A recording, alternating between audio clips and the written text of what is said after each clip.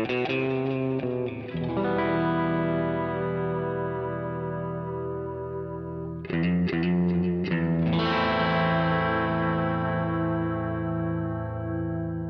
listening to Mark of the Maker.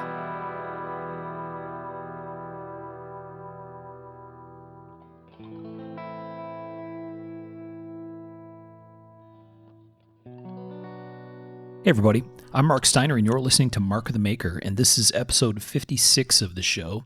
This will be another one of our interview episodes. We've been very fortunate to have great guests take the time to join us, and we're always appreciative of that. We have an excellent one today, so let's start out by just making sure we have our usual full crew here. So we have Mr. Michael Birch here, and we have Mr. Sean Kendrick. Hey. There you go. And coming to you live from some kind of tin woodshed or something, Tom Crine, who's in the middle of a rainstorm under a tin roof. What's up, fellas? So you're going to maybe get a little bit of ambiance around Tom. It may make people go to sleep, Tom. I think they pay for music or sounds like that too. I'll try to keep it muted, but yeah, anytime I come off mute, right now it's raining. So there you go. All right. So we have the regular crew with us today, and we have a very special guest. This was very cool of him to take the time to join us because he's a super busy guy. His name is Derrick Obataki. Derrick, thanks for joining us. Hey, guys. Thanks for having me. I'm humbled and honored. Thank you. Thanks for joining us. Hey, Derrick. Looking forward to this. So for people who might not be familiar or recognize Derrick's name, Derrick is, I'm going to call him the driving force because I'm sure he would say he's not the soul of Steel Flame, but certainly the guy at the core of Steel Flame jewelry and accoutrements. I'm not even sure how to describe that. Derrick, you want to try to explain what Steel Flame is? Well, Steel Flame started as a vision for men's jewelry that I had many years ago, but it has evolved into something that's very unique and different. It's kind of hard to describe, but there are kind of like three core parts to it. For product, there are the basics, the usual basics of design, quality, and so on. But on a whole nother level, I like to think that we build unique, meaningful works for warriors. And it's not necessarily the warriors that kick down doors and take names. That's not Right. really the warrior that I'm talking about. It's the real life warriors. It's the child that's going through cancer and their family. It's the executive who's dealing with depression. It's the person that lost a loved one. We provide pieces or works for them to help them through these things. And that's, it's not so cut and dry either. I mean, it's not like a piece that says, don't be depressed or it's not so simple. Right. A lot of the pieces are kind of derivative of the pieces that I've created and so on. But a lot of times these people will attach their own meaning to it. And that's the powerful part, because then it becomes personal and for them, and it becomes theirs. And it's really nothing that I, quote, created and told them to do. Right. Everyone has different needs and different meanings. And it's kind of interesting. I even have a friend that he wears a big skull on his watch band. And the reason why he wears that skull is that he looks at it every day, and to him, it reminds him that death is right around the corner. So what he does is he lives his life to the fullest every day. I mean, and this guy is amazing. He's got a company where he can afford to not be there, so to speak. He can be anywhere in the country. So he does things like he'll rent or buy a van, one of those big Mercedes vans. I forgot what you call those, but Yeah. He'll put his wife, the dog, motorcycle in the van and drive across the country. and just experience life. So he takes that to the next level. So these are the kinds of things that that people put meaning into the pieces. Yeah, they're cool pieces, but they're also symbolic for many people, right? They mean something. Yeah. They have personal meaning, like you said. Yeah. And then, so, I get a lot of feedback like that. So then as I'm designing pieces, I'm thinking about these things. So a lot of times I'll put not quite windows or doors into the pieces, but things that still have some meaning for them to consider. And it's still something that if they don't want to attach a meaning to and they just want to rock it because they like it, that's cool. But it also can have something that has meaning for somebody to help them through certain things, certain challenges in their life. Yeah. And they're so for people who aren't familiar, they're pieces that are both jewelry and other stuff too, right? Yeah, yeah. And that's the other thing. It's a pretty broad spectrum. So, I mean, we'll have very elaborate pieces, but we'll have very simple pieces, from, I mean, we even make a folding knife, but that's really elaborate and fancy and put a lot of work into it. But then we have tags. So, it's a lot of stuff for a lot of different people. We try and provide product that fits the whole spectrum of their needs and what they can afford and what we think they might like. Which also makes it very fun for me as a designer because I can create whatever I want and keep it fresh and fun. So, another part of Steel Flame that most people wouldn't really think about when they're thinking about product is that, it's the people. We have a community of extremely diverse people with similar core values, and they all come together for the product in our forum. But as they come together for the product, it's interesting because there's such an emotional tie with a lot of the people, individuals with the pieces. There's a lot of emotion that's within the group, and they all support each other, which is really amazing. I mean, it's not like something I said, hey, this is what we're going to do today. Everyone's going to be on, not preaching to them and saying, go forth. Yeah, go forth. But it's really heartwarming because, you'll find that, people will do these things on their own. So like maybe someone's going through a rough patch and somebody else out of the blue would just gift them a piece that has meaning for that person. And it's, we didn't tell them to do that. I mean, they just do it on their own. But that happens a lot within this forum. And it's really amazing and heartwarming. And it's something that it's really surreal. I mean, how can, I first started out trying to make something that looks cool and tough and all that kind of stuff. But here's something that actually can affect how a person feels, actually give them hope and something that they can give to somebody else to help them through their tough time or whatever they're dealing with. That's really amazing.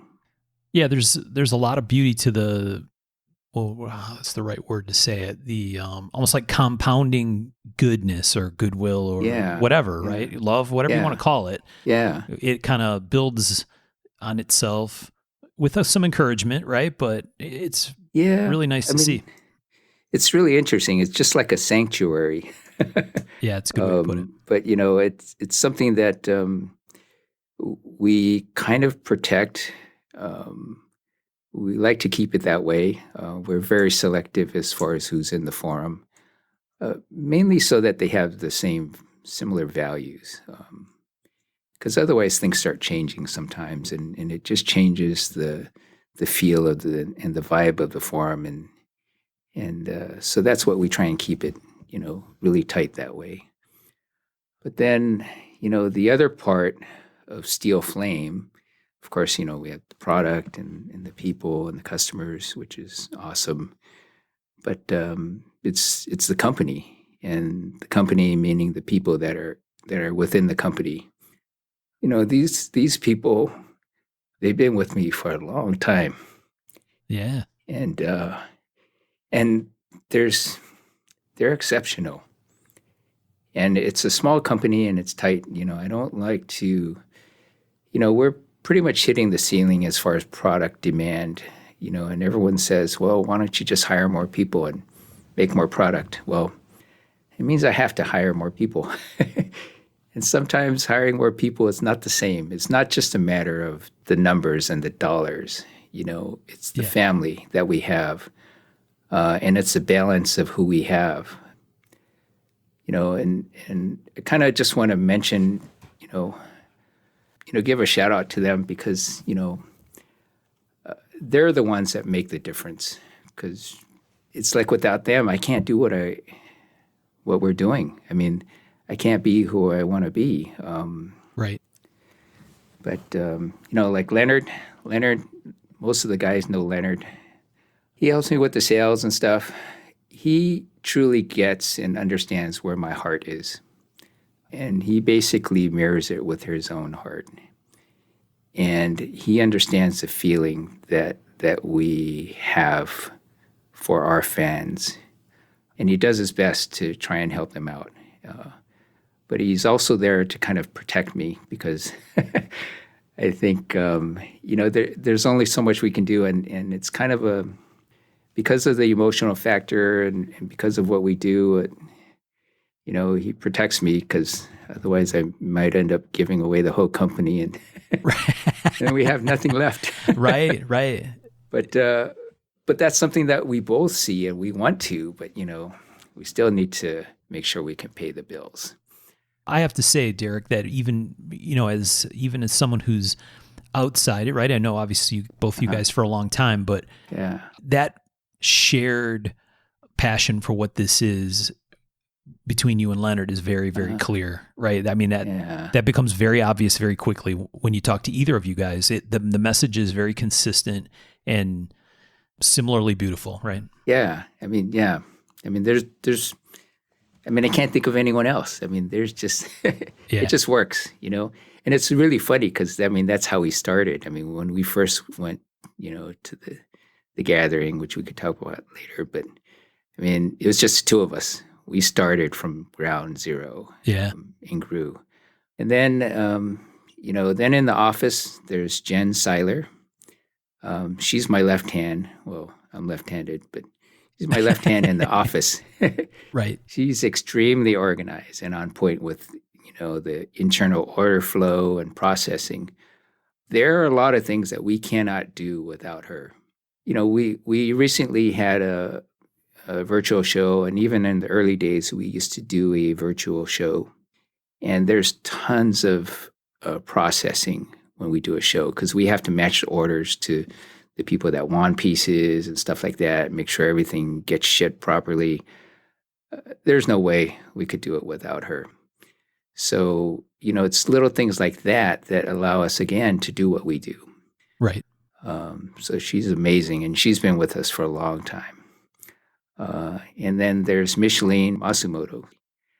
She's been with us for a long time, but she handles all our customer service, answering the phones, order processing, and shipping. And she just does it, never complains. She gets in there and just starts cranking away. Again, too, with the shipping, sometimes we'll do a patch drop of 300 patches. And she's got to ship all of them. Right, yeah. Tags, you name it. And a lot of times I feel bad. So, I try not to keep hitting her with big shipments and stuff like that. But she just handles it, and she takes care of everything. I think that's a job that people who've not had I'm going to call it the opportunity to do that, deal with a high volume online sale and all of the pieces that go into actually getting that stuff out the door with exactly the right stuff to exactly the right person. Yeah. That combination of events is it's a huge task. It's daunting. Oh, yeah. Yeah. And, things happen, mistakes happen, but, we always take care of it. I mean, we just do what we can. I mean, that's all we can do. But yeah, she is awesome with that. And then there's Michael Ng, my best friend growing up.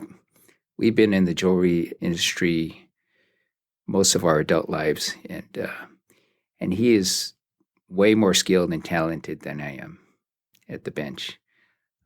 He's always down to help. He's just like a workhorse. So, it's pretty much the two of us doing all the final finishing and details to make the pieces what they are. And there's no way I could do it without him, especially on this level. Then there's Brian Higashi. He is my first employee. He is loyal beyond belief.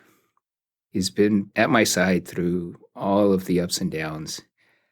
I can remember us in the early days, just the two of us, polishing 12 till 12 midnight with the rain falling through the skylight on our heads. Oh, wow. Just because we needed to get orders done. Right. Get them out. Right. Yeah. But he's always there. And, you couldn't ask for anybody more loyal and committed to helping out. It's amazing. And then there's Jay Dugan. He's kind of the new guy, young kid, but he's always eager to work. He's extremely talented and detail-oriented. And, he is. He's got great potential. I mean, so I think, as I'm... is get a lot older and can't do many things, he's probably going to be the one that's going to be helping me to carry a lot of it through. I don't think I've met Jay. Is he? No.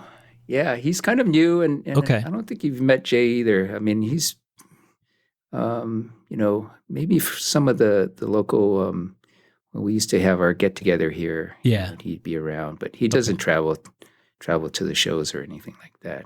Okay. But yeah, great guy. And then there's my son, Wes. Of course, he's my son, but he is extremely smart and has a great eye for design. And I mean, I could ask him anything, and he'll just knock it out. I mean, from learning how to run the laser to setting up a computer to designing pieces to helping us figure out, what to make. I mean, yeah, he's amazing. Again, too, he's got a lot of potential. So, and he's starting to do his own stuff. I think he's going to be doing some watches pretty soon, like his own line. Oh, very cool. Which is pretty amazing, and I'm really excited to see him do that. Yeah, I'll say that I've had the good fortune or the pleasure of speaking with Wes at shows a number of times, kind of, in the after hours time, or in between stuff at shows, and he's always impressed me as, like you said, a very quick-minded young man, right? He's sharp. That was my first thought when I was talking to him is, he's very sweet, he's very nice, and he's smart, right? So it's like, oh, look at okay, Wes is a good gears one. Turning. Oh yeah, exactly. That's fantastic.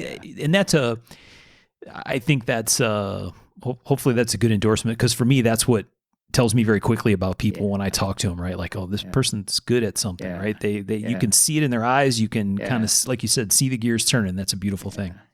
Yeah, but I'm really excited about the watches for him. I think he's really good at it, and he's really, really into it. So who knows? Maybe Steel Flame watches down the road. Awesome. But and then there's my older son, Andrew. He's no longer working with us. He became. We thought he was going to be the artist, and he's got a great eye for design, and he's helped us with a lot of pieces, like the Honu and some of the other graphics that we have and still have and use in the past. But he decided he wanted to be a commercial diver. Oh, wow. So out of the blue, he says, "Dad, I know what I want to do," and that's what he did. And yeah, I'm really proud of him. He's amazing. He's doing what he likes to do, but I'm kind of scared. Well, not scared, concerned, because he's doing some pretty dangerous stuff. Oh yeah. Hasn't really been diving that much, but like right now he's on in Alaska on the North Slope, working on the pipeline up there in sub-freezing weather. Oh wow. So yeah, you may as well be underwater. Right. Yeah. You can't help have some dad feelings in that situation. Yeah. I get it. Yeah. And there's Mike Shiwoda. He used to work here with us, setting up our laser and stuff like that. But he's always down to helping us with IT, any IT stuff, a lot of graphic stuff, anything we need. He also helps us to monitor our forum. But yeah, again, too, all of these people are like super committed to what we're doing and super trustworthy. I mean, when you think about companies, there's a lot of business owners would be, quote, complaining about, there's always somebody, some bad egg or someone, lazy, or they're causing trouble or stealing or whatever. It's absolutely never the case here. Everyone here is focused on the job and doing the right thing. And that is really the reason why we can do what we can do. Because if we are not that company that is like leading by example, we can't be that for our customers. But last but not least, there's my wife, Lisa. And she's my soulmate, my partner, my confidant, and cheerleader. But I feel bad because she works a 9 to 5 right now. Oh, wow. And then she comes here and works another 2 to 4 hours. A lot of times we don't get out of here till 7 or 8 in the evening. But she does that, and she makes sure everything gets processed, everything gets paid, stays on top of everything. And then on top of that, the drive home and the drive to work, we're always talking about business. So really, she really is my partner. Yeah. Couldn't ask for anything more from everybody. I think it sounds like a great example of having the right team for what the business is and what it's about. Yeah. Right. And I think anybody who's had the opportunity to work as part of a team of people or a company, right? It's a small company, but in your case, it's not that small. Yeah. Right? There's a lot of companies that size that have the kinds of problems that it sounds like you've been able to not have. Well, right? yeah, we've been through a lot. I mean, but but true. I mean, when you have a great team working with you, it's so easy to do great things. It's like anything. I mean, if it was a sport or something like that, if you're playing with a great team, you could be at the top with everyone else. But everyone has to put right.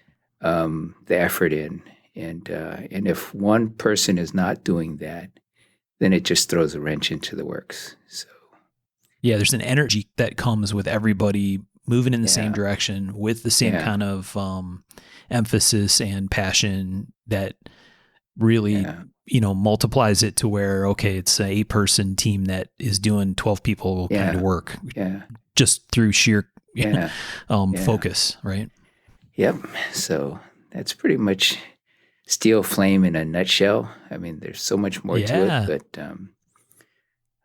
really proud of what it is and excited about what we can do, and also too where we're going, because there's so much more to do. So let's talk a little bit about kind of where this started, how it kicked off. Well, I guess maybe we should just start from the beginning. I've been in the jewelry business for most of my life since high school, and mainly in fine jewelry. And then I started another line, which is silver, mainly for women and kids. We were the first to ever do hand stamp personalization. Nice. And that collection exploded. Literally, we had people beating a path to our door. But throughout my whole life, I've always wanted to do. I've always been into knives. I've always wanted to do a men's jewelry collection, something with skulls and crosses and that kind of stuff. Just kind of something that I can express myself, because most of my career has been creating product for women and kids. So, I kind of started doing it a little bit while I was doing the other collection for, it's called Lucianne. I kind of started building in pieces and stuff like that I liked. And it just kind of evolved. And then nothing really came of it until I got on the USN. And after getting on the USN, I kind of found my home, so to speak.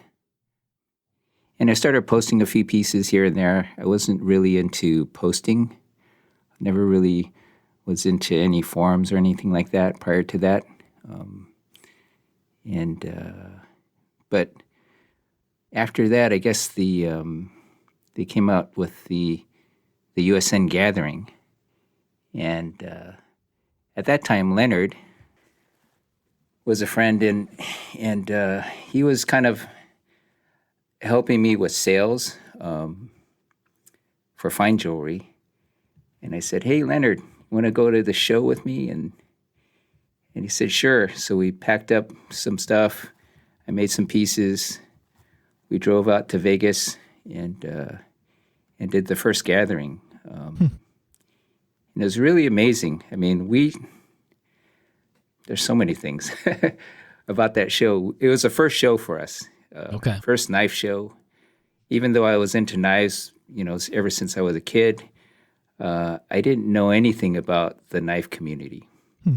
A little bit on the USN, but mainly just by, looking at different posts and so on. But when we went to the show, we set up and we were watching all these people gather around Rick Hinder's table.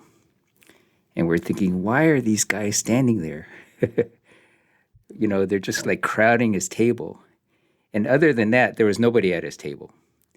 So they're crowding around his table, and then he was actually doing a lottery. And we did not know what a lottery was. Yeah. So it's kind of an oddity for people who aren't familiar with the scene. Yeah. But the show was fairly successful for us after doing that gathering. And then Eric, the owner of the USN, he came to me and said, "You need your own forum on the USN." And I said, "Oh, okay, that's cool. Let me think about it," because I wasn't sure. I didn't really post much. I didn't know how to run a forum. But by the time we got back, we had our own forum on the USN. Ah, nice. And then, so I told Leonard, well, guess we better start posting some stuff up. And that's kind of how it started. Yeah. Well, so in my head, now we're talking about the Usual Suspect network. Yes. And in my head, you guys were already pretty popular before that first one, but maybe...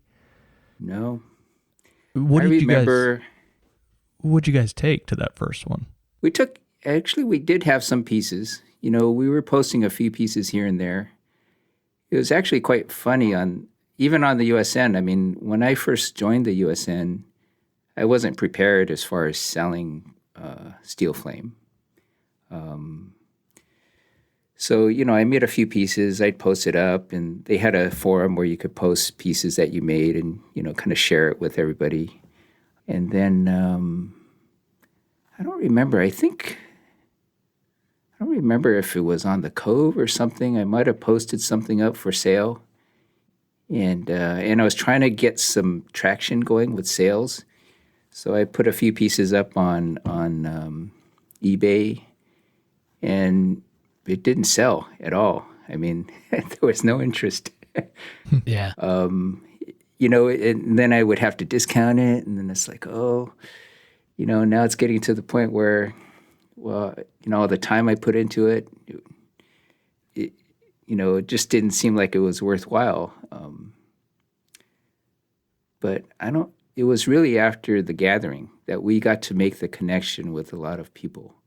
When I remember when Leonard and I went out there, we knew one person, and he introduced us to Michael Snow. He introduced us to Farmer Rob, Dave Lifter, and a few other people, and then we got to meet some of the people. They came by, and we're so grateful. I mean, they bought some merchandise, and then after that, when we had our own forum, it was kind of the perfect storm because I decided to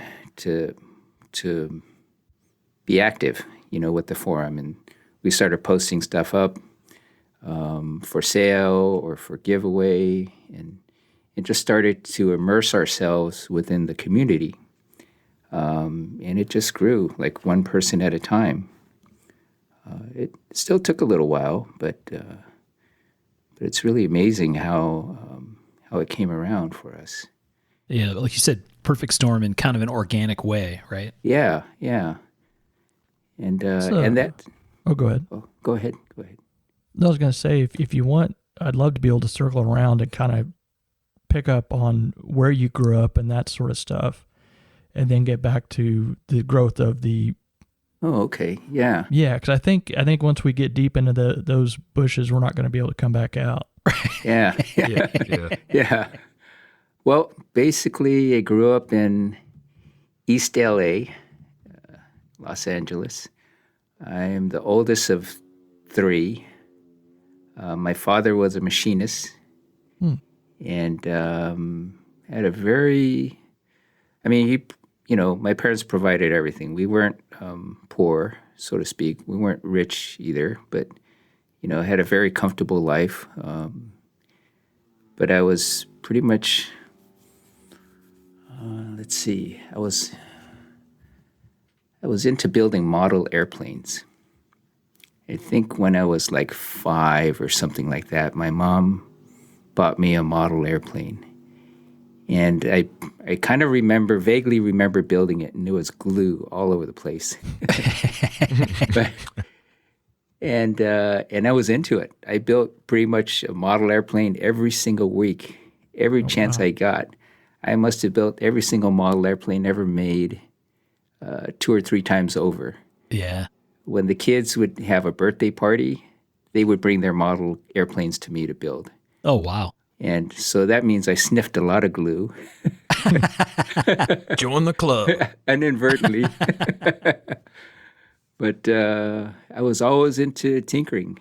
I mean, anything mechanical. I mean, growing up with my dad, being a machinist, there was a drill press in the garage and a lathe. Yeah. As soon as I could, I learned how to use those things, and I was always tinkering with something. What do you think it was, Derrick, about model airplanes? Was it a lot of people just get kind of fascinated with the whole concept of flight and flying. There's that piece of it. There's the mechanical piece of, here's a little miniature in really surprisingly good detail of something super cool, or the mechanics of putting it together, or what about the military aspect? Yeah. I don't know. Not so much military, not so much the flight aspect. I think it was more so the putting together and the building. Okay. And then also too, airplanes, they look really cool. From a design perspective. Yeah. In my opinion, that's where, everyone talks about form follows function, and but they just look really cool. And I did have certain favorites that I like to build. But yeah. And then it kind of evolved into cars. And then my whole life, I've always been tinkering with cars and stuff like that. So, yeah. But it's kind of I think looking back, it was more of a design element. I mean, inherently, I study everything, and I pick it apart, just subconsciously. It's like I'll see a car going down the road, and I'll subconsciously, I'll just immediately analyze every single line in that car, the balance of the wheels, the stance, everything about it, and it's almost like a snapshot. Mm-hmm. I don't know. It's something I do a lot, and it's kind of I guess it's a good thing, but sometimes it could be a bad thing because I get very opinionated on how things look. I don't think that's a bad thing. I tend to do that, but it's more of I wonder where the design team had to let something go for either efficiency or because something had to work. I'm always looking at that and wondering where the different parts of the company had to fight each other to get something done, and what compromises had to be made. Yeah, and I guess absolutely. I mean, that's the way things quote work, in the world. Whereas a lot of, in my humble opinion, basically, a lot of designers they just want to make what they want to make, and even for me, growing up, creating product and designs and so on, and sometimes you get caught up in the vision, but it becomes very impractical, and it doesn't fit. If you're selling it, it doesn't fit. It's going to be too expensive, or the labor's going to, it's going to take too much time, or it's not going to be sellable, and those types of things. So, it's hard to balance that part of it, design and production. Yeah. But, So how did jewelry make its way into your design? Well, I was basically how do I put it? A social misfit. Mm-hmm. I wasn't into school at all. Nothing but D's and F's in every single subject except for gym and art. Gym, you just had to show up. Right. But art was always A's or triple A's in just about everything I did. And I was really into that part of it. And I was very fortunate that in high school, my junior year, they had a jewelry class. And I signed up for the jewelry class, and that was it. I had the best teacher anyone could ever hope for, ask for, Mr. Lyons. He changed my life, literally. Because really, I mean, going through high school with nothing but D's and F's, I'm really surprised that I even graduated. But when I got into the jewelry class, he taught me the basics of jewelry. But he was also a really good person and taught me a lot about life, and how to be a good person. Or, well, not that I'm always striving on that part, but... So not just an instructor, but a mentor. No, yeah, he was an personal... amazing mentor. I mean, he was an amazing person. Was that because, were you a little bit rebellious? Were you a little bit, or just kind of soft-spoken, or how did that come about? Just kind of not really rebellious. I was always in school, but not in school. I don't know if that makes sense, but... but you weren't like a dick kid or something. You weren't... No, I was really I was one of the I was a nerd, but not the smart nerd. I always got paired up with well, put it this way. I think in my, 8th grade, the teacher called my mom in and was suggesting that I go to a special school. Oh, wow. Wow. Because he thought it was he thought it was pretty stupid. Did you tell him about the A you got in gym? Did you not show him that? And well, they didn't have that gym part of it yet. And really, I don't know. It was pretty, definitely a nerd, and not in a good way. So like the pop culture type of way, I guess. Well, like even socially, I mean, most people, yeah, I wasn't really that social either. It's like Yeah. very low self-esteem. Was that from when you were younger as well, Derrick? Or was that part of teenage yeah. awkwardness, or just it was kind of always the case? It's always been that. I mean, since I could remember. I mean, when you're real young, you just go out and play and stuff. Right. But I could remember friends in grammar school. They'd have parties right across the street, and I wouldn't even be invited. Yeah. You know, that kind of thing. But what was really cool too is another one of my saving grace things in life is I met my best friend Mike Ng in the first grade, and we were stuck together all through grammar school, high school, and even to this day we work together. Very cool. I got him into the jewelry industry when I got out of high school. And Mike's the kind of guy who's like all the girls were after him. Smart, in gymnastics, got a scholarship to UCLA. It's kind of like, wow, he hung out with me back then. Yeah. But we've been best friends ever since. Derrick, was that part of it being largely on your own or kind of outside the social circle? Was that something that you were comfortable with, or was it something that kind of weighed on you even though maybe you weren't interested in it, or did you want to be part of it and you weren't?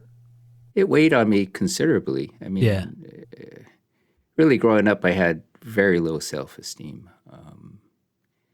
And jewelry was the only thing that I excelled in. I mean, getting back to the jewelry class, each semester students part of their requirement to get a grade was they would have to turn in 3 projects in a semester. I was doing 3 projects in a day. I was just that into it. I was working after school. That's the other cool part. Mr. Lyons kept the classroom open after school so I could work after school in the class. My senior year, I had probably 2 or 3 jewelry classes and was working after school. And then I set up a little miniature jewelry shop in my bedroom. And I was making jewelry there. So you said you were always kind of good at in art class too. Are you like a natural artist, drawer? Is that even a real word, drawer? No, I can't draw for beans. So it's just the art, or not the art, just the jewelry that kind of hit you and was like, oh, this is it. Yeah, I mean, or the metal work, or the fine metal. Yeah, something about it, the creativity part and the way to express what I'm doing, and really I found something that I could be good at. Yeah, and I think growing up, when I look back, that was, I mean, it is what saved me as far as career and whatnot. And I think that's probably the hardest thing for a lot of kids nowadays is they go through school, but they don't really know what they want to do. Yeah. They're trying to figure it out. But also, too, there's a lot of kids that go through school and so on, and they have very low self-esteem because they haven't had the opportunity to excel at anything. Yeah. Or be even marginally good at something, And that's kind of, it's not because anyone is automatically given that gift of, being good at something. It's kind of like, if they have the opportunity to learn and grow and then be good at something, then they know that they can achieve something. Right. And there's different levels of achievement, but once you have that ability of knowing that you can achieve something, then your confidence goes up. Yeah. And being someone with low self-esteem growing up, I can understand that. And jewelry was really something that I found that I was good at, and it helped with my confidence. So, I mean, it still needed a lot of work, even Yeah, but it's to this but day. that's But that no. spark you needed. That I can understand that part of not fitting in or not feeling like you do, and then you find something that you're not. Like you say, you don't have to Yeah, be great at it. You don't have to be whatever, but something that gives you a yeah, little bit of a positive affirmation. It means yeah, everything. yeah, yeah. And then,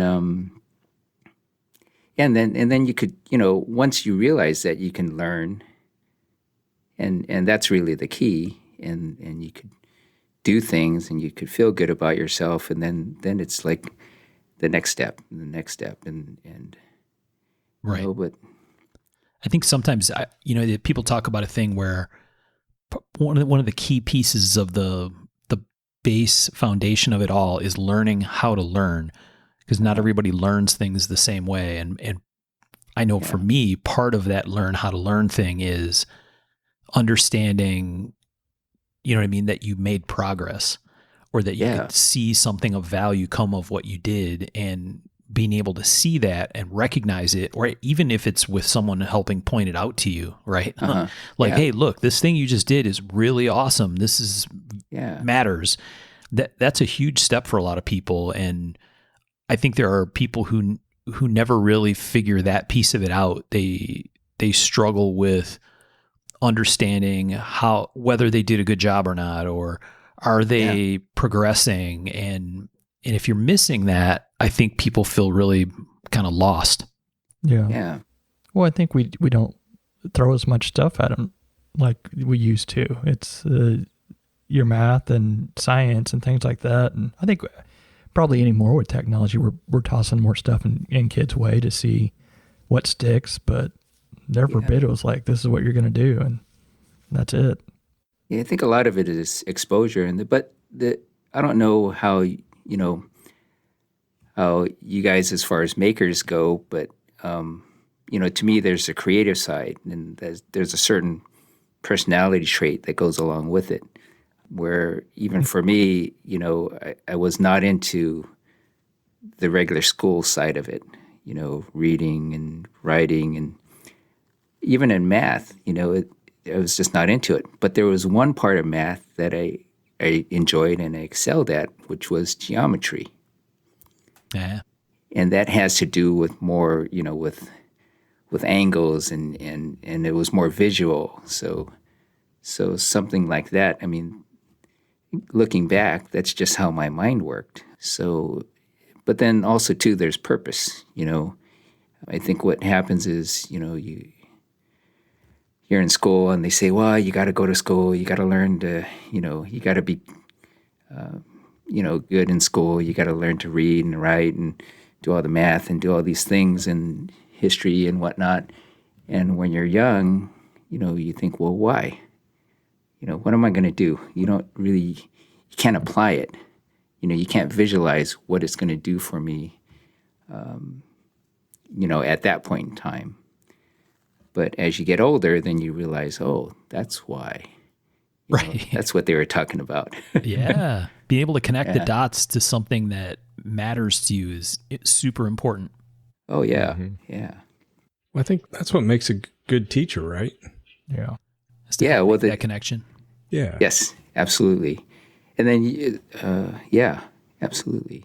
I really Sorry. feel like our schools are missing out, our kids are missing out by taking away shop and taking away automech, because a lot of times those were the only classes that some people could excel at, Yes. You're not a Totally agree. books and numbers student. Yeah. In fact, the jewelry class, after I got out, and I got into the jewelry business, I would go back and teach special classes to the students in high school That's in that super jewelry cool. class. Yeah, And that's awesome. and it was very rewarding to be able to go back and help some of the students and see Mr. Lyons again. And there was one point in his career where the school board was trying to cut budget, and they were going to close his class. Oh, wow. And that was what he did. He was the jewelry teacher. So if they closed his class, he would no longer have a job. Yeah. But also, too, students would no longer have an opportunity to do something other than, the academic side of it.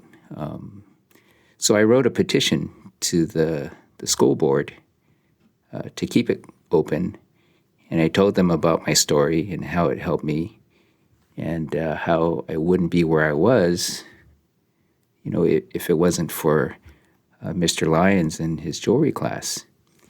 And surprisingly, they wrote me a letter back stating that they would keep the class open. Oh, fantastic. Which was pretty awesome. Yeah, that's cool. So they did close the class after he retired, though, but at least it stayed open until he decided to retire. I know for me with engineering school, when I got to college, all the stuff that we did in high school, I could easily connect the dots from the math that we were doing or the science that we were doing to something that I could see or touch or visualize or whatever. And for me, when I got to like second or third year of engineering school, there was a bunch of math and stuff that was definitely on the more esoteric side, where it wasn't easy to connect the dots back to something mechanical or physical or, something in that I could really get my head wrapped around. And for me, that was the biggest struggle. It wasn't like doing the number crunching piece. Number crunching is easy. That's for me, no problem. But understanding why, right? Which gives the context to, is this answer right or wrong? Or, this is why it matters. Yeah. Not being able to connect those, that was a huge challenge for me. And it took a long time to, one, successfully get through a couple of particular classes for that reason, but two, to eventually understand what did that stuff mean in a context that I could understand. And to Tom's point, right? Not being able to attach that to something that was tangible, that was a huge barrier for me.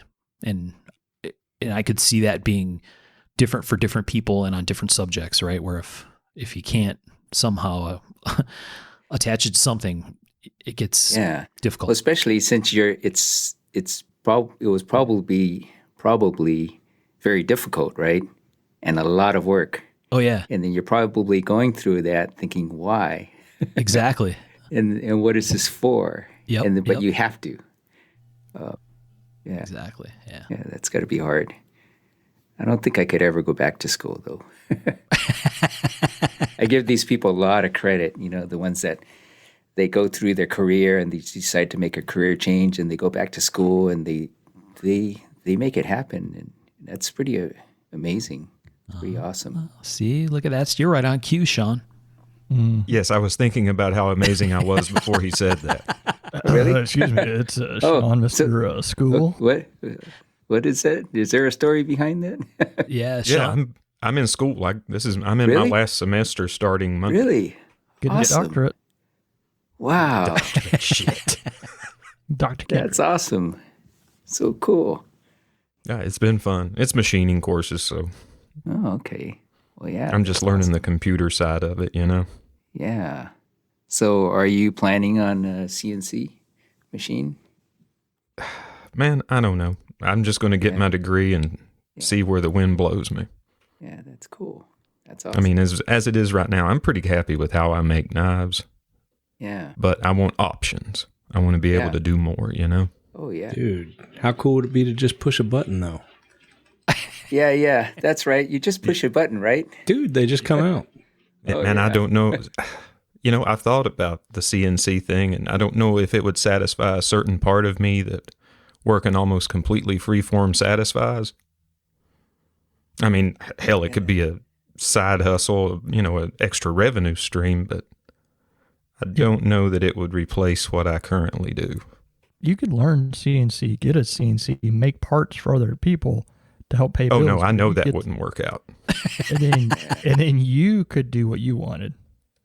Well, I give you I guys do what the fuck I want anyway. True. Even like with Michael, right? I mean, I give you a lot of credit for getting that machine and learning how to use it and running it and maintaining it. That's a whole Oh, yeah, going other in thing cold on it. itself. Hell yeah. Yeah, that's awesome. Appreciate it. It's definitely been a headache at times. Yeah. Well, Birch dove headfirst into the deep end without knowing how to swim. That was a big move.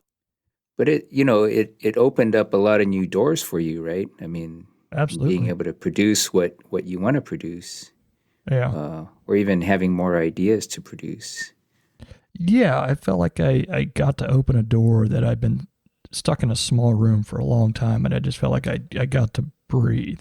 Now, it was frustrating to try to breathe in there sometimes, but man, it felt nice to just be able to open it up a little bit. Yeah, even for me, my entire career has been making everything by hand. So, like custom engagement rings, I would hand carve the pieces out of wax.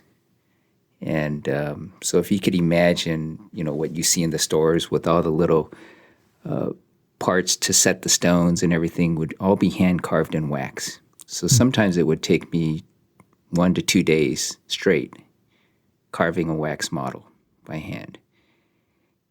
And then I would send it to the caster, and the flask would blow up during casting. That meant I had to recarve that same piece over again by hand. And it wasn't until maybe about 15 years ago I passed by this one school that had just opened up in the Jewelry Mart, and they were teaching Rhino 3D design. And I took that course, and I made myself learn the computer. And I made myself learn Rhino. And to this day, it's probably one of the best things that's happened in my second career as far as steel flame goes. Awesome. Rhino's no joke. Yeah, it's a little bit rigid, but actually I'm going to be learning Zbrush as well. That's my next level. I want to learn that. I don't even know what that is. Zbrush it's another 3D design program, but it's very much more organic. So it's almost like modeling with clay. Oh, very cool. So it's a really cool program. And it's, I think once you get into one design program, they're all kind of sort of similar. It's mainly understanding the commands. But to build in virtual 3D, once you get used to that, it's a little bit easier. But it's pretty neat. You basically start with a blob, like a blob of clay, and it's pushing and pulling. And oh, wow. And there's a lot of tools in there that help you to do, different things. So if you need a straight edge, it'll help you with that, or adding texture to the piece. There's so many things you could do with it. Huh. So like a high-end modeling program. It's been out for a long time. So it's kind of like Rhino. Rhino's been out for a while now. And there's tons of other, 3D design programs out there. But I really like Rhino because I could just take my time with it. And and to me, the working with the lines, it has a lot of helpful tools in working with lines. Yeah, I played around with it quite a bit on a few different occasions. The command bar up top, having to know all the things to type in was frustrating. Oh, so I could help you with that. I have a tiny little add-on program that has icons. Oh, really? So it's more visual. So it has maybe 10 or 12 icons for lines. Wow. So you can visually see which line you want to grab. So you click on that and you pull it and you're automatically working with it. We'll talk about that later because it was in the running to become my new program until I started really getting frustrated with that. Yeah. We'll definitely talk about that later. But that's been very helpful for me because I'm very visual and my memory sucks. So Same. They say it takes, I don't know how many times of repetition till you actually remember it. For me, it's like 200 or 300 times to actually remember it. I think I need like 5 years. Yeah. Yeah, there you go. You're on a time scale, not a occurrence scale. As far as the knives go, you said you've been into them since you were a kid. Yeah. You know, what was behind that? Do you have that? Do you remember the first knife that you saw that just grabbed you, hooked you? Like, oh, I love that. I want that. And it was all you thought about. Not really. Well, as far as maybe in the later years, there were certain knives. Of course, Emerson, Tonto. Yeah. But as a kid, my dad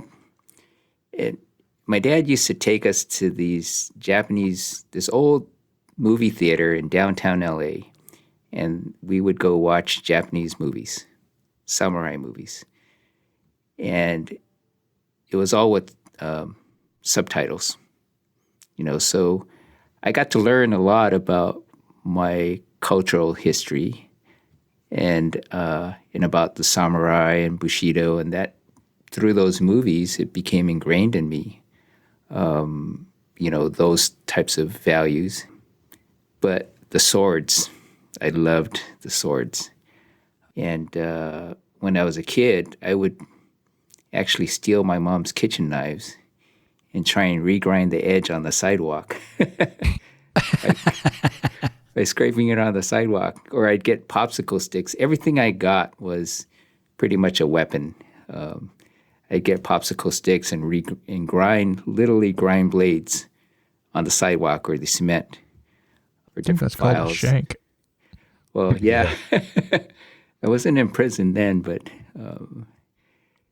yeah. But Mike and I, we used to make all kinds of little weapons. We would get toothpicks and thread and make miniature bow and arrows. Oh, yeah. Then we evolved to teriyaki sticks and make bow and arrows out of those. We would make slingshots out of hanger wire. And then it evolved to, the wooden slingshot, then wrist rockets, pellet rifles. As soon as we turned 18, we bought rifles. As soon as we turned 21, we bought pistols. So we've been into guns and stuff like that since then. Was that, you mentioned watching the movies with your father, Derrick, was that movie driven stuff that kind of got you fascinated by it, or were there other factors that just cool factor side of it, or? I don't know. I mean, I guess, the swords were definitely cool, and the movie themes, is always the good guy, the bad guy, honor, and that type of thing in the movies. So, I think I kind of learned a lot of it from watching those movies. But the swords were always something that I appreciated, and even to this day, it's I have one sword, a really nice one, but they get very expensive. But I don't know. It's something I always appreciate as far as the lines and how it's made and how it's used. Yeah. I don't know. You got to tell us about the sword. Oh, Sorry. yeah, the one sword. Oh, actually, this is a very cool sword. I have a friend. He's actually a sword dealer, and he's pretty famous. He's been doing it ever since he was a kid, and he's local here. And he showed me this one sword, and it's really cool because it's actually a little bit shorter than a full-length sword. I don't know what the term is, but it's very broad. And but what's really neat, it's asymmetrical, which is kind of very unique for a Japanese sword.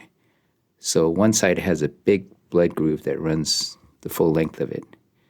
The other side, the blade's ground a little bit different. Mm-hmm. And it's a big, thick chunk of steel. Huh. It's very unique.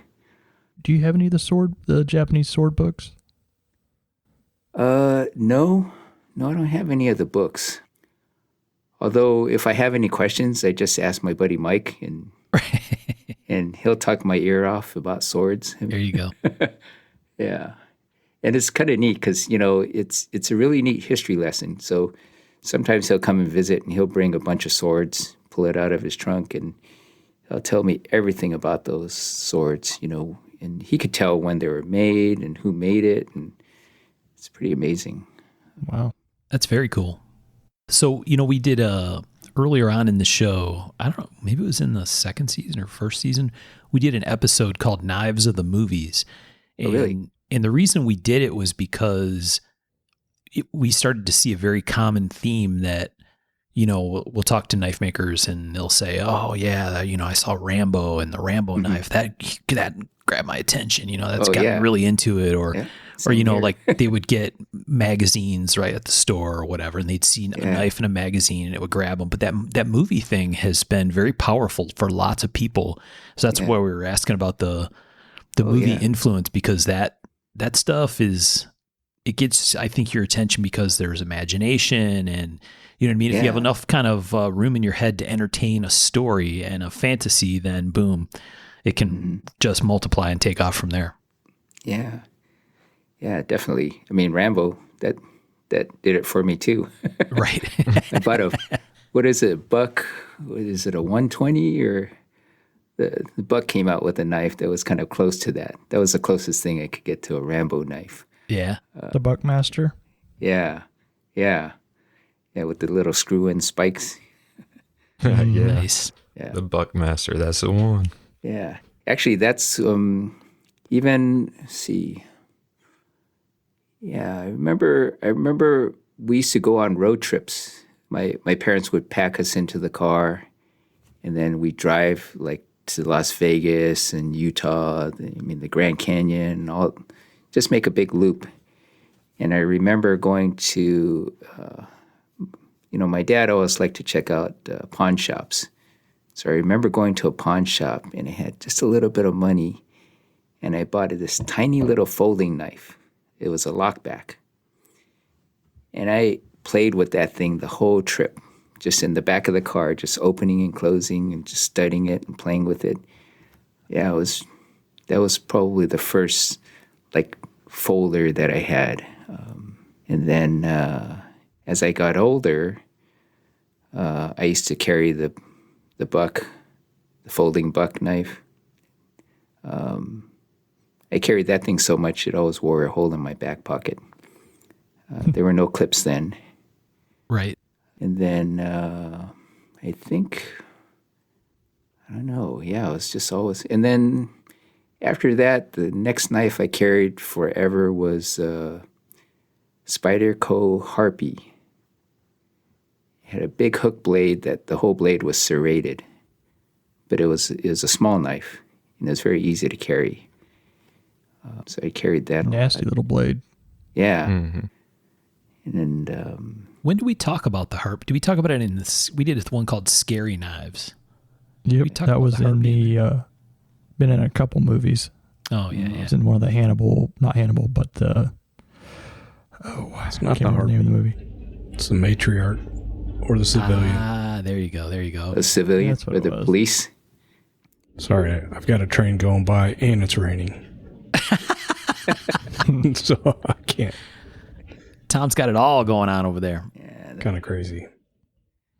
So you were into knives. You're into lots of stuff, right? Mechanical things. Yeah, anything it's car- mechanical. Guns, really into guns. Mainly target shooting. I got to ask, what was your first rifle and handgun?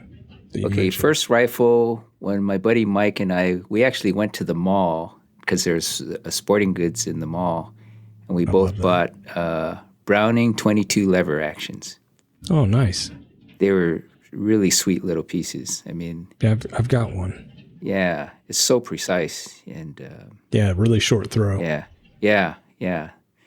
And even then, it was kind of funny walking through the mall with rifles. Yeah. Back in the day, you could. Right. And then first handgun was a .357 revolver. Second handgun was I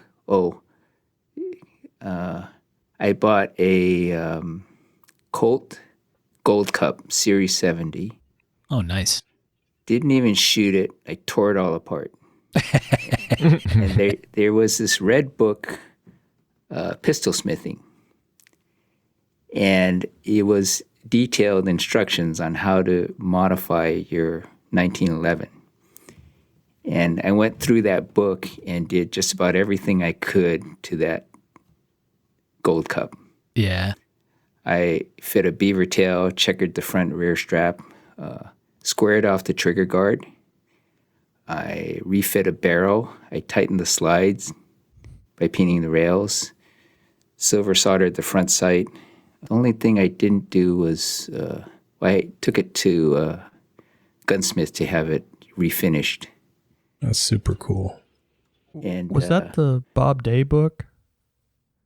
I think that name sounds familiar. Accurizing your 1911? It was red and it had makers in there. I mean, I think Bob Lovelace was in there. Yep. That was a Jack Mitchell, I think, wrote that book. Yeah. Maybe. Yeah. That was an amazing book. I mean, I would study every single page in that book just so I could learn, figure out how to do the next step. And I was pretty amazed that it shot after that. But that was a lot of fun. I was pretty obsessed with that. Ever since then, I've always been into 1911s. That's probably my favorite handgun. Yeah. They're fun. They're like kind of the AR of handguns. You can, like you said, accurize, play with them, change them out, accessorize. And there's so many variations and so many makers, Right. Yeah. Yeah, we always called them the small block Chevy of handguns. Yeah, there you go. You get parts anywhere. A zillion guys make parts. There's junk and there's great stuff and there's crazy stuff. And you want it to be a race gun, it's a race gun. You want it to be a carry gun, it can be a carry gun. You do anything. Yeah. But also bone stock, I mean, they shoot good. Yes. So, yeah, it's very smooth, very accurate. I 100% jacked one up because of that book, though. Oh, really? Oh, yeah. The rails. I was did you try peening them down? Yep. Oh, okay. Peened a little too hard. Oh, yeah. Ouch. So when I did that part, I actually machined some metal bars that would fit into the rail underneath, so I wouldn't peen too far. Ah. But then, but I did a lot of filing on the side just to get it to fit. And it still wasn't as tight as it probably should have been, but, it wasn't until later that I learned from another friend of mine how to fit it. Yeah, there's a little bit of art to that tight peening process. Yeah. Very cool. So, okay, so you went through high school, you were doing the jewelry thing, you realized, right, you latched onto it, that's your thing. And so you eventually finished high school, and then how does it go from there? So high school, kind of towards the end of high school, I met with the counselor, and it was too late to add the class, but I knew I didn't, I thought, okay, I had to go to college. And the closest thing to jewelry at that time for college was dental tech. So I thought, okay, I'll do that. And the counselor said, well, you didn't, it's too late to, you kind of missed the cutoff for enrolling. Just go there the first day and, try and add the class. So I did that. I drove up to the school that had it, which was in downtown LA, just north of that. And I drove around for probably an hour and a half to 2 hours just looking for parking. And I finally went to the class. He said, no, you're a little late. Then I said, well, guess I'm not being a dental tech. And that was it. It's probably the best thing that ever happened. And then I signed up for, BS subjects at a local community college because I thought I still had to go to college. And I got a part-time job at a jewelry store. And that was it. I never went to college and just worked in the jewelry store. And I poured everything I had into it. I mean, I bought my own bench, bought my own tools. I freely worked overtime. I took on whatever projects I could get from them, and then I decided, okay, this is it. This is my career. And then there's a school in Santa Monica. They were in Santa Monica, Gemological Institute of America.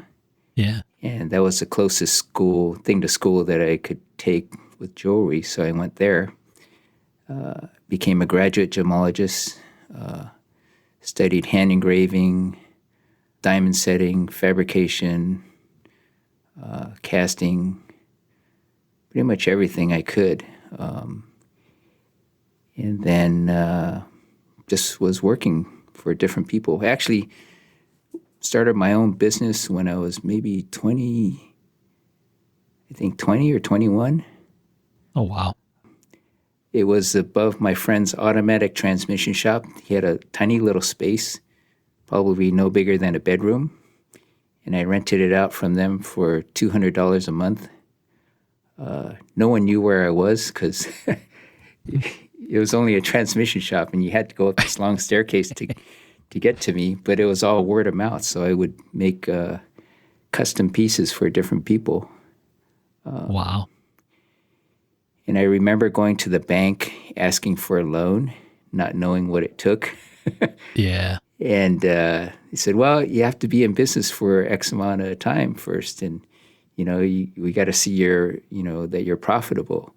And I'm thinking, well, I need the money now. Right. But it's kind of good because I didn't need the money now.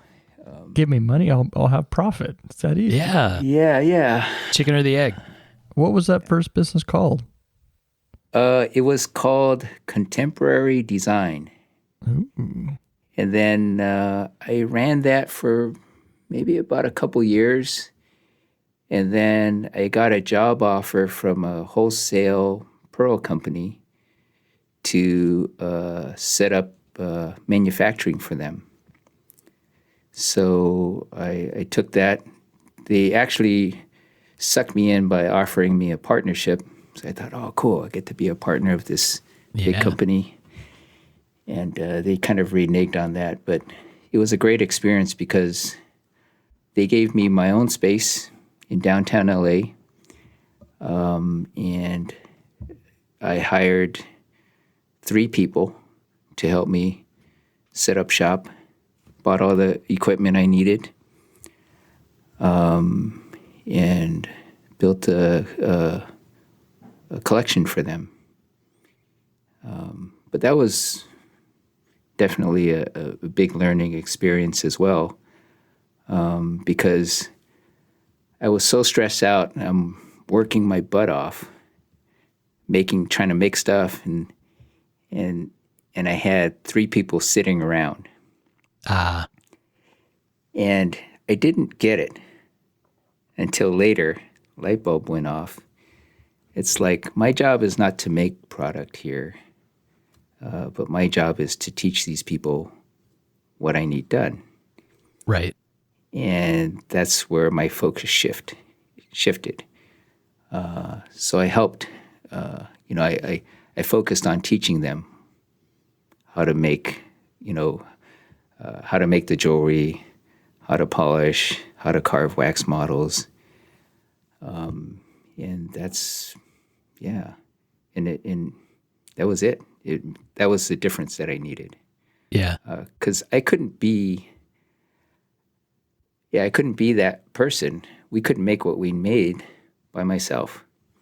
Right. So, I think that happens a lot to people where, we do that with engineers, where sometimes we'll take someone who's a really, really good engineer and we'll put them in charge of a department or in kind of more of like a manager type role. And what they do is, initially, in lots of cases, I certainly did when I made that transition, was my tendency was to not teach as well and be the guy who would jump in and fix stuff when something went wrong. Mm-hmm. And if sometimes quickly, in my case, and not always quickly for everyone, you figure out, whoa. No, my success is not my success. My success is the success of these other people, because if I can help, like you said, 3 or 4 or 10 people be better or learn an important piece of this task, then now we have 20 people that can do this stuff, or, you know what I mean? And then it's very, very productive, but it's hard to turn your head around from I'm doing it, it's mine. You know what I mean? You own the actual work and turn that into a multiplier, really. Yeah. And you have to kind of let go, you know, and but also too, you have to make a shift. You have to make a conscious shift from being the designer maker to being the teacher and empower. So again, really too, that's another lesson that I learned from Mr. Lyons. Which I had no clue of what he was teaching me until after. Right. You know, and so But it's kind of, I'm running into the same thing, Derrick. There's only so much of me to go around. Yeah. And it's, once I've hit my max productivity, that's it. It's not scalable. Yeah. And I think that's like in small business, you know, there's a lot of that wall, so to speak. And but it's hard to make that shift because, you know, as an artist, you know, you focus on your craft and you focus on what you're producing and all the details that go into it, and you just want to create, right? But then if you're an artist wanting to do business, there needs to be a different mindset. And there's different levels of business. You know, there's the level of business if it's just you. There's another level of business if it's you and an employee.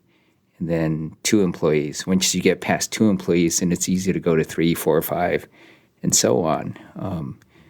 But then your mindset shifts. It has to shift. And your focus has to shift. So eventually, you're no longer, quote, the artist. You're no longer, quote, the craftsman. You know, you're the manager. You're the business owner. And there's so many other things that go into part of running that machine that pull you away from what you need to or want to be doing. So it's very hard to balance it. But if you can maximize it, then you can be the creative side, create the piece, figure out the production process, teach those people that production process, and enable them to do that for you. Then you could do so much more. Right. So it's almost like having, you know, like a machine. Like, Michael, you bought the CNC machine. You know, you learn how to use it. You learn something totally different from what you're used to be doing or what you're used to doing. And then now you write the program, you put the parts in, you set it up, and you let the machine run. So the machine can be running while you're doing something else. But it also helps you to it enables you to be able to do something that's even greater than what you could have done by hand. Yeah. Or on your own. The employee thing is the wall I have not been able to break. I haven't been able to get over that mindset of, you know, losing control, I guess. And I think that's a big part of it with me, is I don't want to lose control of what I make. But, you know, but also too, it's not really for everybody. And it's not like, you know, most people would think, oh, well, why don't you do this? You know, you can make so much more money. But the money is really not the bottom line. You know, it's your personal satisfaction of where you are in life. That's the bottom line. I think for me, it's also a worry of, as I get older, my hands get older, my abilities are I start looking in the future of what can I do and for how long. Yeah, and I agreed here. I mean, you know, I used to always be worried as I was growing through my career, you know, like, oh, what if I get injured and I couldn't use my hand, you know? what would I do? I would be screwed. I'd be sunk. Mm-hmm. But, I guess, there's all different ways that you can make do and make things work. And as creative people, we can figure out creative ways, creative solutions, whether it's, it doesn't have to be how creative we are in something making physical product, but it could be how creative we can be in getting something done. Even if it's outside of what we would normally be doing. Like for me, within our company, like CNC machining, I don't do it myself. I don't have a CNC machine in-house, but I have a very good friend that does, and that's what he's into, and that's what he likes doing. So, I can send him the files. He'll machine the parts the way I want it done, get them back to me, and then I could work with it. So just within that scope or that perspective, we're even a bigger company.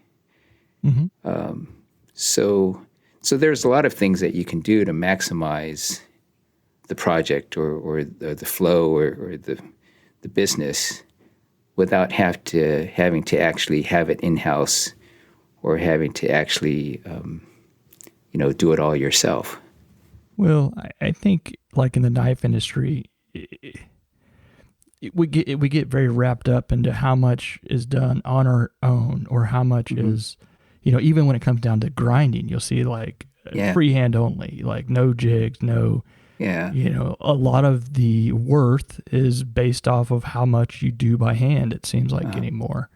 And it's hard to let that go for me. And I think probably other makers too, because we feel like the customers won't see the worth in us anymore. And then we're back to being, the kid who's not, doesn't have a lot of self-esteem. We've taken that away.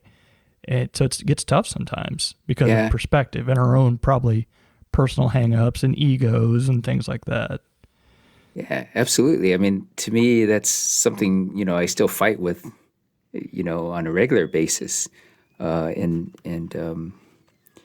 there's different levels, and it is, like I said, it's not for everyone. It's not like I would say, hey, Michael, you need to be doing this. It's like what you do is who your customers are. Mm-hmm. You know what they want. You know what's important to them. And you know what you can provide for them. And you know what they're going to want. So, you could stay true to that, and there's nothing wrong with it.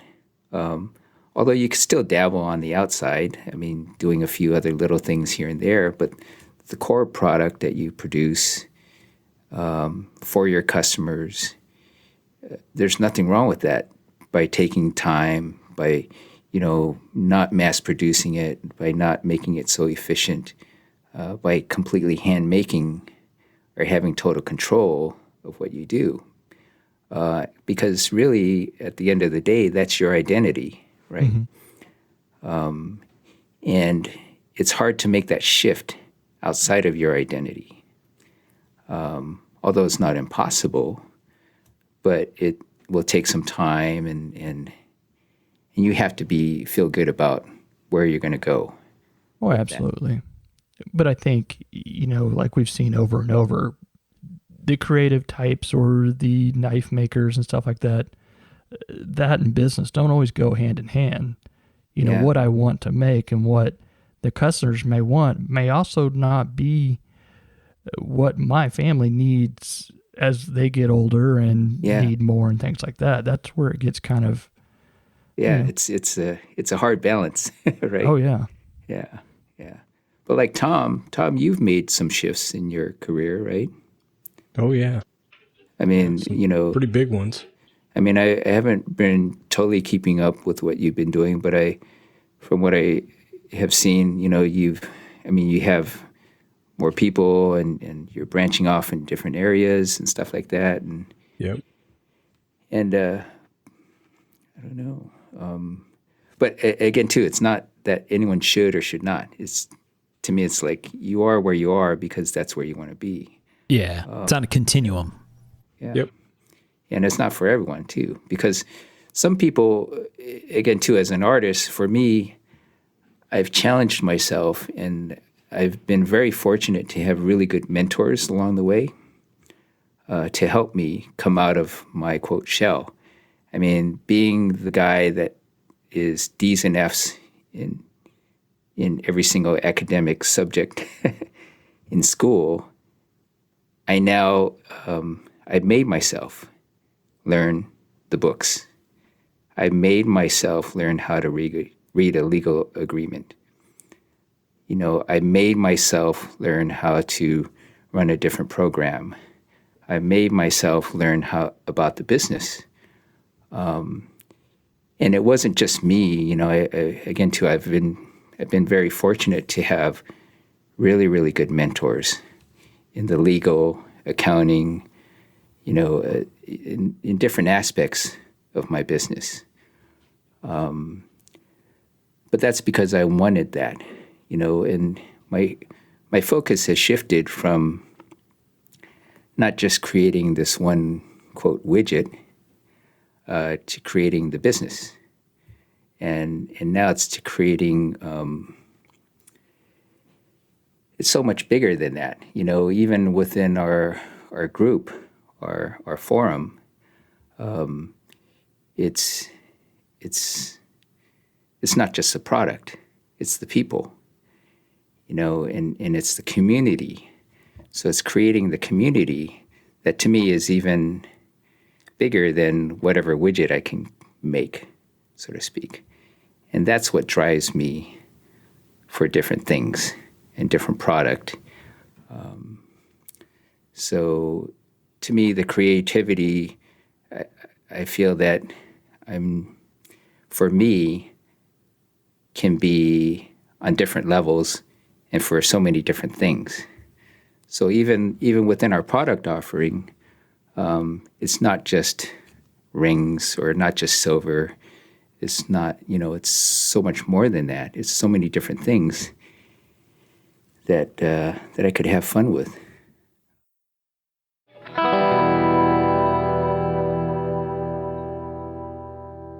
Okay, so this was quite an interview with Derrick. This thing ran quite long, and we've not done this before, but we're going to break this one into two parts, make it a little bit easier for you guys to listen to and make it a little bit easier for us on the technical side. So you heard this first part of an interview with Derrick Obataki, and Derrick's a super interesting guy. The second half of the interview is at least as interesting as the first half, so that'll come to you as episode 57 of the show. So we'll take a break here and we'll get that other half out to you as soon as we can. As always, thank you to our Patreon supporters, all the people that join us in our Facebook group for some great conversation, and for everybody that interacts with us on Instagram, everywhere on social media. We really appreciate all of your support.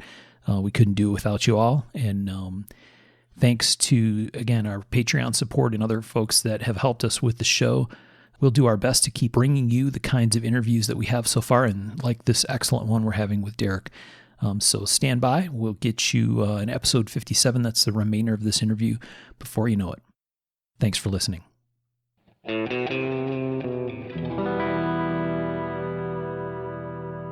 To learn more about our makers, you can find Tom Crine on the web at crineknives.net, in his Facebook group, Crine Knives, or in his Instagram account at Crine Knives. For Michael Birch, check birchtreeblades.com, Facebook group Birch Tree Blade Works, or Michael's Instagram at Birch Tree Blades. For myself and the Raygun Bead Project, we're on the web at raygundivision.com. We have a Facebook group called Raygun Division, or my personal Instagram at msteiner. For those interested in photos, references from the show, or some discussion about the show itself, you can find us on the web at markofthemaker.com, in a Facebook group called Mark of the Maker, or on our Instagram at Mark of the Maker. Last but not least, the ultra cool and haunting background music we use for the show is a piece called Noir Guitar by Stevie's Amp Shack, found at the Free Music Archive and licensed under Creative Commons CC BY 4.0. Thanks for listening.